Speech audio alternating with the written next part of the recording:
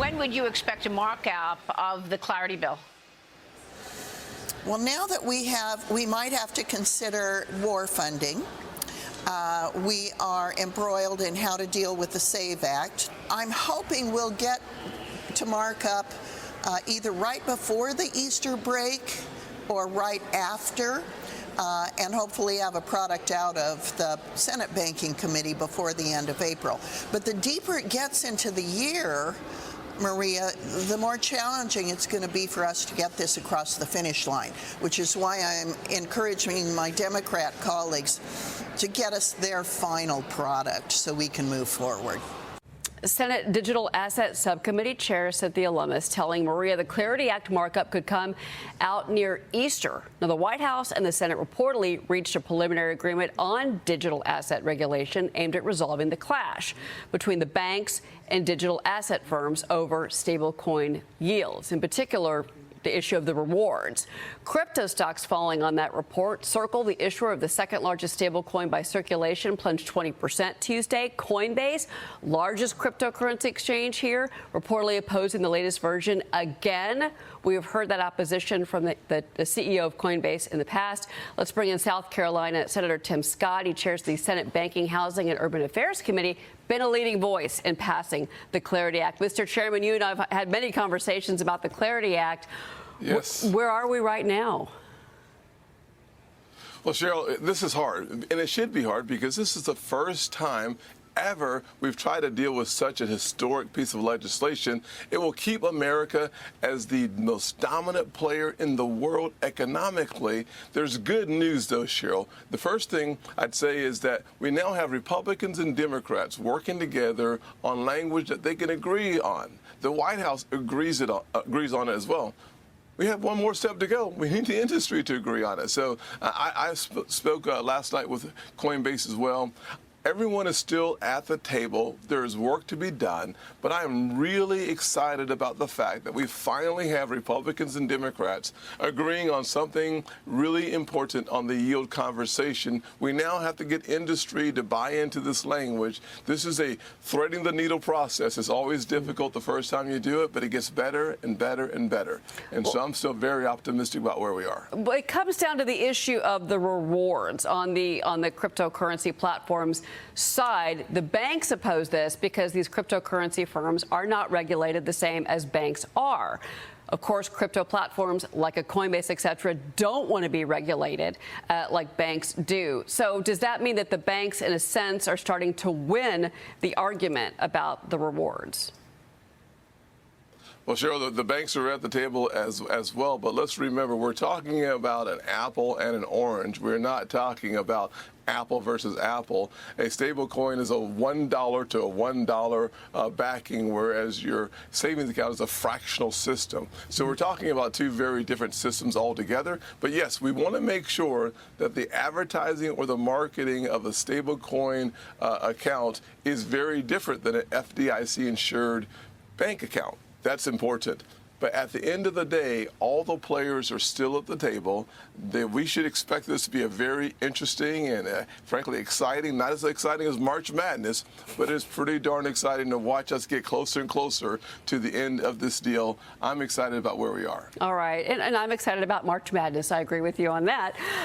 Me too. Let's talk about some other issues of the day. So House Budget Committee Chair Jody Arrington is in formal talks with Senate Budget Committee Chair Lindsey Graham regarding a second reconciliation bill. Now, this would fund the Pentagon's $200 billion supplemental for the Iran conflict. It would also build legislation around new funding for immigration enforcement, plus parts of the Save America Act. Now, the president's been very busy on Truth Social this morning, Mr. Chairman. He wrote this: terminate the filibuster and get our airports and everything else moving again. Also add the complete all 5 items, Save America Act items, go for the gold.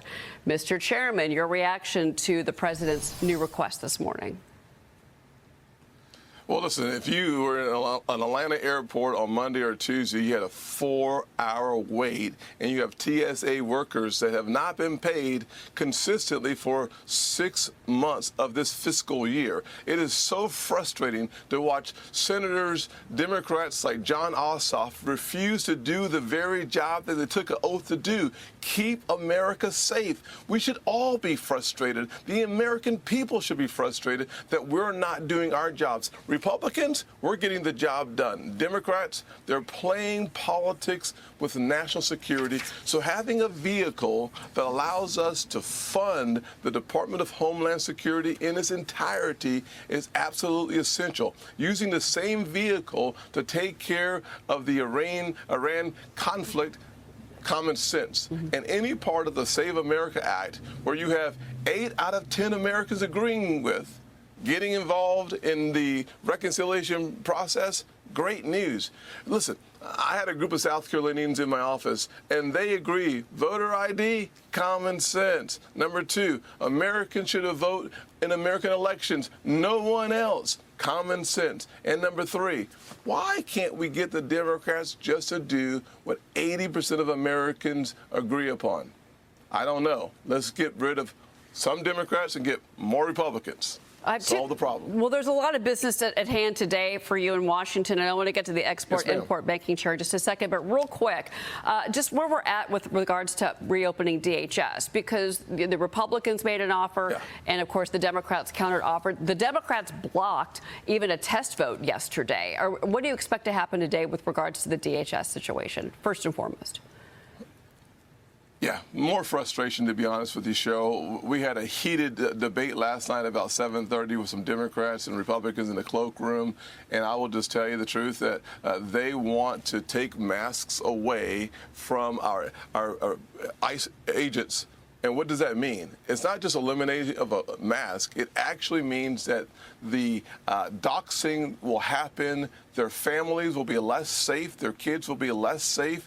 And they're going to be worried about their families while they're trying to do a very dangerous job. Let's just keep those folks who put on a badge to keep America safe. Let's keep them safe first. Job one is our national security. So anyone who wants to play games with those individuals are playing games with America's safety and our future. So this will be a frustrating day. It was a frustrating night last night, but I believe that we'll land the plane by being able to use a reconciliation package. President Trump keeps saying yes to the Democrats' demands, and they walk away from the table. They actually move the goalposts. They pull it out of the ground, and they move it back 10 yards, and then they replant it, and we say yes. How do you deal with a person who doesn't want to make a deal? You do it without them. That's how you get it done. Thank you for that new information about last night. And it's unfortunate as we go into day 41 of this shutdown, and we're expecting a busier travel day today than we had yesterday. Real quick before you go, I do want to ask you about this. Export-Import Bank Chair John Jovanovic is going to be appearing before Senate Banking today. And this is going to be the committee's first step towards reauthorizing the Export-Import Bank ahead of the expiration in December, Mr. Chairman. What can we expect with this?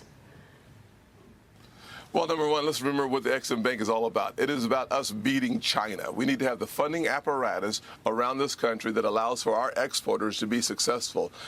They've returned over $10 billion to the Treasury, so this is good news for the taxpayers. But more importantly, it will keep us economically dominant, and we'll win the economic war, so to speak, against China. That's what we'll hear this morning about the Exim Bank. All right. We're going to be watching that hearing today, sir, and, of course, the latest on DHS funding. Senator Tim Scott, Mr. Chairman, thank you so much for being here. It's always great to speak with you. Yes, ma'am.